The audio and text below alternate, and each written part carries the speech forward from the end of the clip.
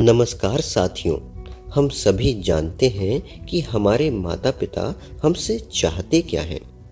वे चाहते हैं कि हम अपने जीवन को सही ढंग से जिएं, अपने काम को ईमानदारी और मेहनत से करें, सभी से प्रेम करें, सभी का सम्मान और आदर करें, किसी के भी साथ छल, कपट, ईर्ष्या और द्वेष का भाव ना रखें।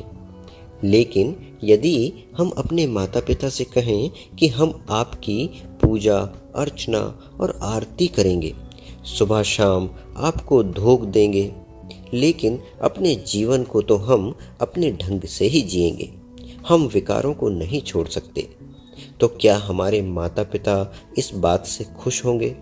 तो इसका जवाब है बिल्कुल भी नहीं। तो दोस्तों, जरा सोचिए कि हम पितृपक्ष में अपने पितरों का जब पिंडदान करते हैं तो उसमें करते क्या हैं। हम अपने पितरों का तर्पण करते हैं, पूरे विधि विधान से पूजा अर्चना करते हैं, लेकिन विधि समाप्त होते ही अपने जीवन में वापस आकर हम उन्हीं विकारों के वशीभूत अपना आचरण करते हैं। तो सोचिए, क्या ऐसे में हमारे पितृ हमसे खुश हो सकेंगे, हमें आशीर्वाद दे सकेंगे?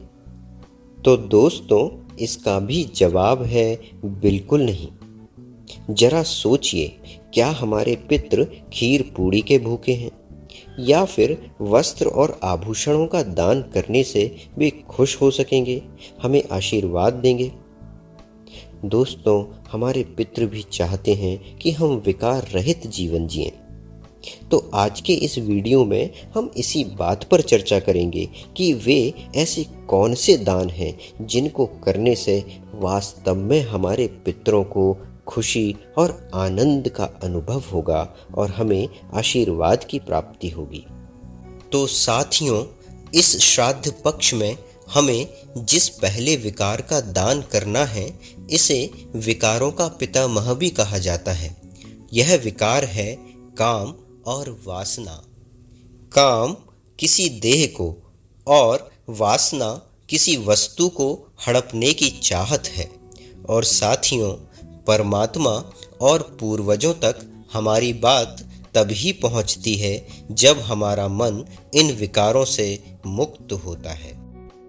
दूसरा विकार जिसका हमें दान करना है वह है क्रोध, क्योंकि क्रोध ना दिखाई देने वाली वह चिता है जो भीतर ही भीतर आपको जलाती है।